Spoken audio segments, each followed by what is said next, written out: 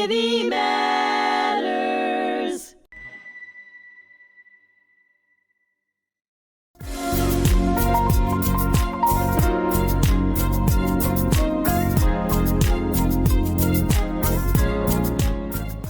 Hi, my name is Peter Suchmann. Welcome back to the podcast here at the Holocaust Memorial and Tolerance Center. We are here in our brand new HMTV studio, and this is the series Kinder People, Kindest People.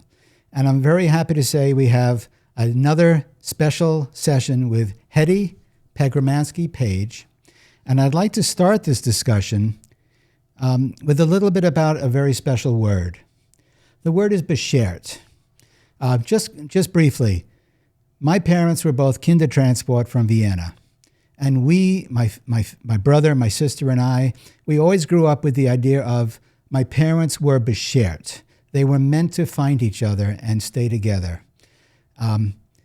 What does the word Basherte mean to you, and why on the first day we met did you feel that you and I were Basherte? It amazed me that you came up with such an important word to me. It's because I meditate. My son taught me how to meditate. And I question everything. And the question is, how did I get to meet Lee Winters, Right. who writes, how did I get to be on the Boardwalk when he was there? And he asked me about myself. And then he said, he called sometime later and said, remember you told me you come from Vienna. Have you ever heard of the Kindertransport? And I said, no, tell me. And he told me. And how did I get to hear about it? I was on the Boardwalk at a certain time. Lee Winters was there at a certain time. He asked me questions at a certain time, and then he told me about Kindertransport. And here was my answer to what I never knew, what happened afterwards. Mm-hmm. So I'm going to interrupt you for a second. Yes. I was working on my computer, and an article that Lee Winters wrote about you came up on Facebook for me. I read the article, and I saw that you were a painter and that you lived close to me on the South Shore of Long Island. And I tracked down Lee Winters. I had never met him before. And I said, Lee, I read your article. I would love to meet Hedy. She seems like an amazing person. So Lee put us in touch with each other, and the rest is history. Shit. We became family on the day we met. So Basherte means we were meant to find each other, and I agree. I think we were, and that's the basis for this episode, that you and I were Basherte to meet and to know each other.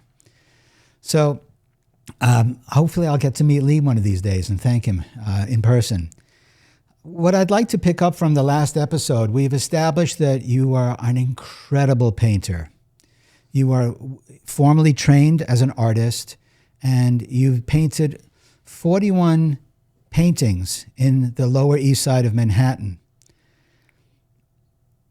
Over 40 years. And there's two paintings I'd like to talk about specifically. Could you hold up that painting for the camera? This is a printout of a painting that Hedy did in Wall Street. So this is a painting of George Washington's statue outside of Wall Street, and there are it looks like hundreds of people in the painting. Can you explain to us why these people are in the picture? That was our money maker. I had a commission from somebody in Goldman Sachs to paint the people in his office. And I did. And when the secretary said each person looks just like them, and every one of the people in it, there were a lot of people in the office, okayed it and said it looks just like me. The man who commissioned me to do it looked at it. He said, "Who are these people?" And I said, "They're the people in your office." I had each one okay that it looked like them. And he said, "But I don't recognize them." And I said, "Okay, I have time. Do you have time? Let me sit down with each one and we'll do it until you feel you know them." And we did. The first one was a young man. And he said, "It doesn't feel like him." And I said, "Okay, what bothers you about it?" And he said, "First of all, straighten his collar." Now, I don't like straight lines. I look for curves. Uh-huh. And he worked with me on that man until the pants were tightly creased and he stood completely straight. And we went over everybody in that office as he straightened their clothes and cut their hair. Not cut, but trimmed. And since I had done the Lower East Side and looked in the mirror, I never saw straight lines in humans. And all my life, I've seen curves. Right. And when I finished that painting, he was happy. They all had neatness. Right. And straight, elegant clothes. I didn't have to move their faces. Right. Okay. And I realized that we see differently. Yeah. And I spoke to other people afterwards and said, "How do you see?" And one person said, "I see everything linear." Okay. Another person said, "I see rounded shapes." Right. And I found that the people who work in offices tend to see linear because everything printed is precise Right. lines. And Eric said, "Hedy, let's do something. With that idea in mind, let's stop selling our work and go to an area where people know you." Long Beach. No, No. the stock exchange. Oh, the stock exchange. Okay. And if anybody says it is for sale, say no. Right. But say whoever is going to buy a print, we're going to be making signed and numbered prints. Uh-huh. Whoever one buys a print, gives you a deposit, you put them into the painting. Interesting. Everybody in there has bought a print.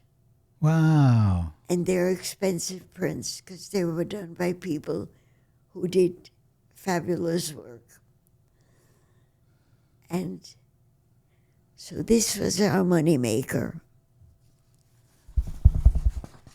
When I finished this painting, there was a line of people waiting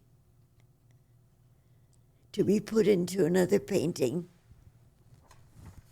of the stock exchange. I did a series, and everybody bought a print Right. because they're in the painting. Sure. So That was, I have to give Eric credit for that idea. So you went into the city every day for over a year and painted Oh, every yes. person. I'll look it up Yeah. and find out. Yeah. But by then I became really good. Yes. Yes. I learned if the person sees themselves as somebody who wants a job in the stock exchange, that person had better look like stock exchange. Got it. Dress for success. Yes, I understand that. And that was our moneymaker. Okay. I did more of the stock exchange. Yes. Yeah. Inside. And you'll, when the audience sees this photograph later in the video when we cut it in, the buildings, the statue, the sky, the detail is unbelievable. I love doing it. You love detail. I love Yeah. detail. So that takes But time. I love your detail. In other words, I don't love detail. I love the detail that makes you say, this is who I am. Right. Right. It's so incredible. It's fascinating. And as Joni always says, Mom, you're still 8 years old, wanting people to learn about each other so they don't hurt them. Yes, you have a very young spirit inside of you. Well, people would say stock exchange people are arrogant, mean, and expensively dressed. And I would say, no. They're human Not the beings. ones They're I know. people. Yeah. Yeah. The joy in me is, if you didn't have a straggly beard on the first day I met you, no, don't change it. Don't change it. But I liked you the moment I saw, Thank you. because of who you are. Thank you. I appreciate that. Whenever you do something with love, Yes. it can't be for the money you earn, because that's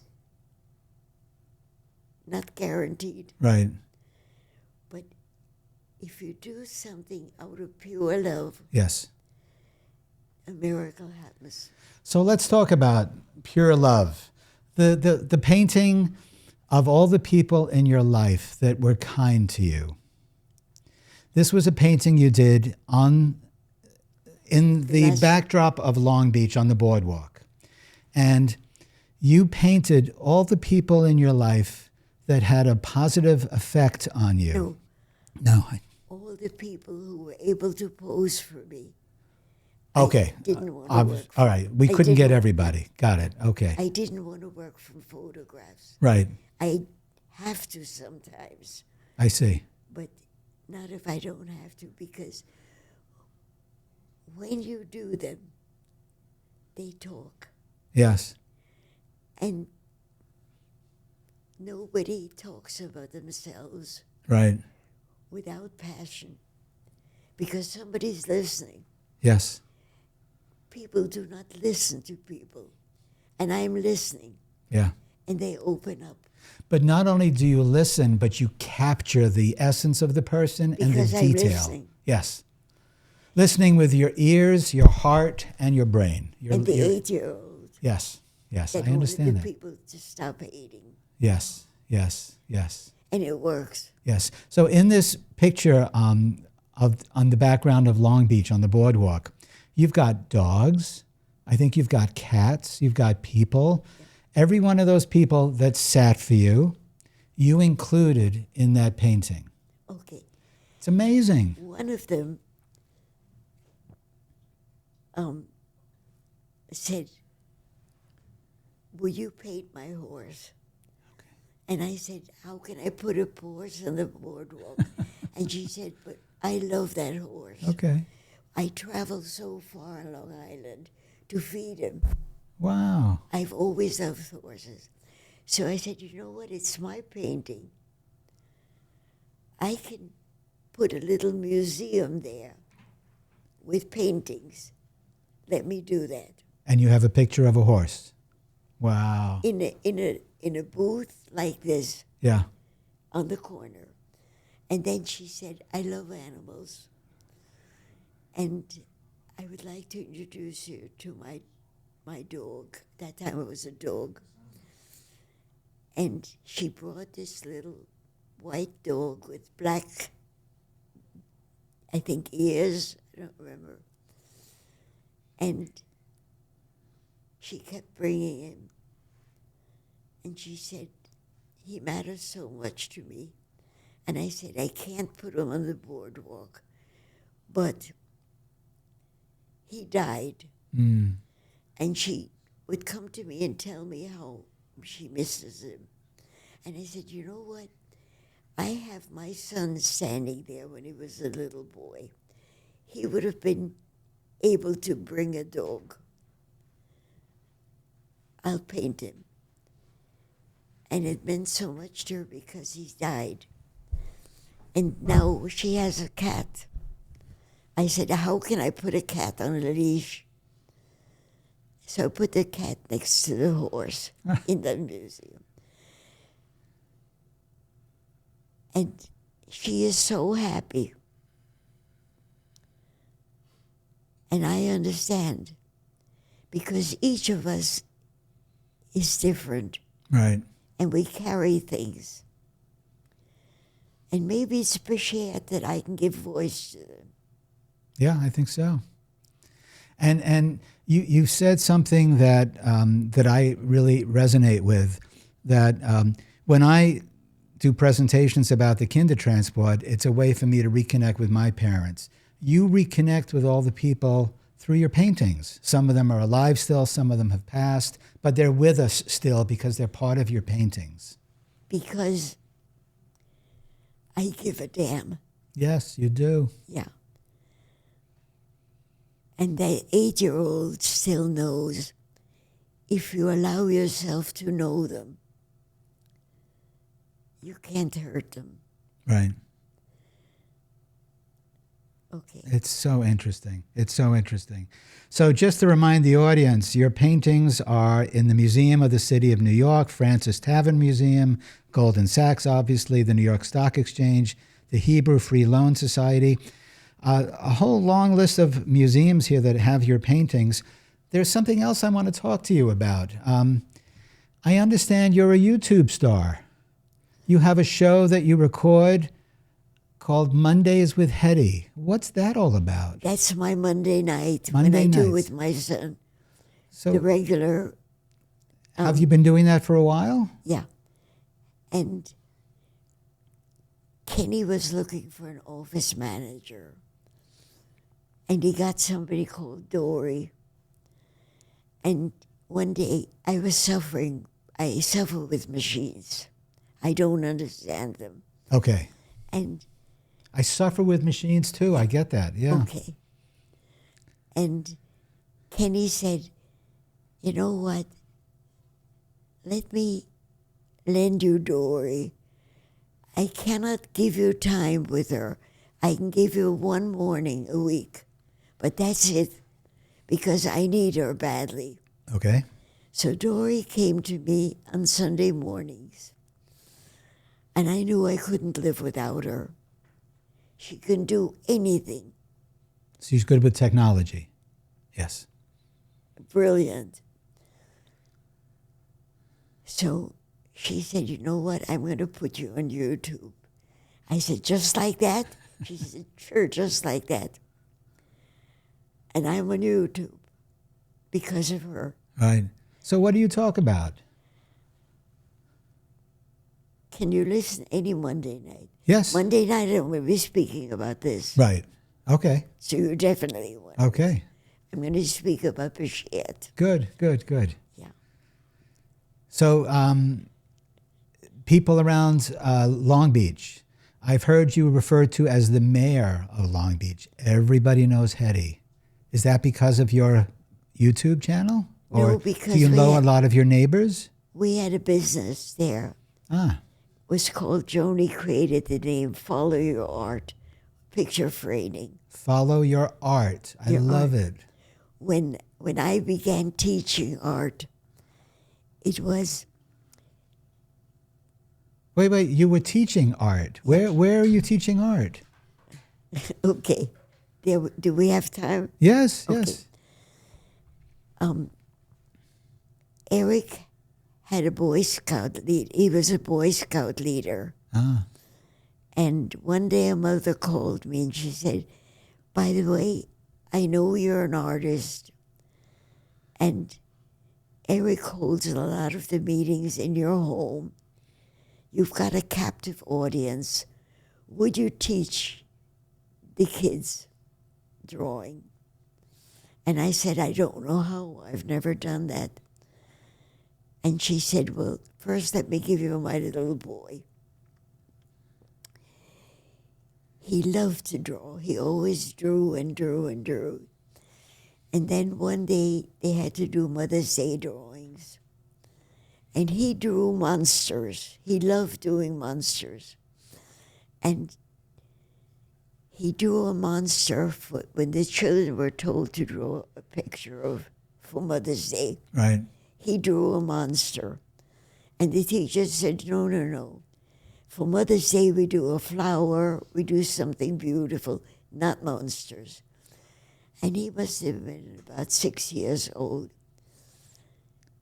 And he said, my mother loves my monsters. And I don't know if he cried or he cried later on when I was teaching him. So I figured out he needs to draw monsters. There's a way. I gave him a mirror. And I said, do one part of your face, anything, a nose, a mouth, but it's got to be you. Right. Do that. And when you're done, make a monster out of it. Got it. What a great idea. And he learned how to do portraits. Really? What he did was, I never forget that. I knew it was unusual. He did a supermarket first. He did all the shelves and put groceries on top. And I thought, this kid is a genius. Let him do whatever he wants to. I met his mother years later. And she said, do you want me to tell you about what happened to Mark?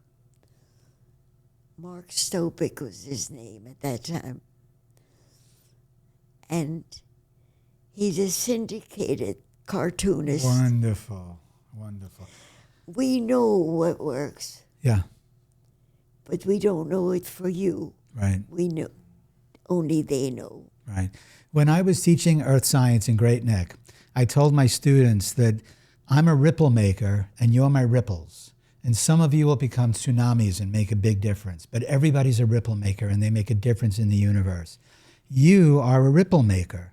Your paintings and the people you've met over your life, they were all traveling out like ripples in the water to change And the dogs universe. and cats.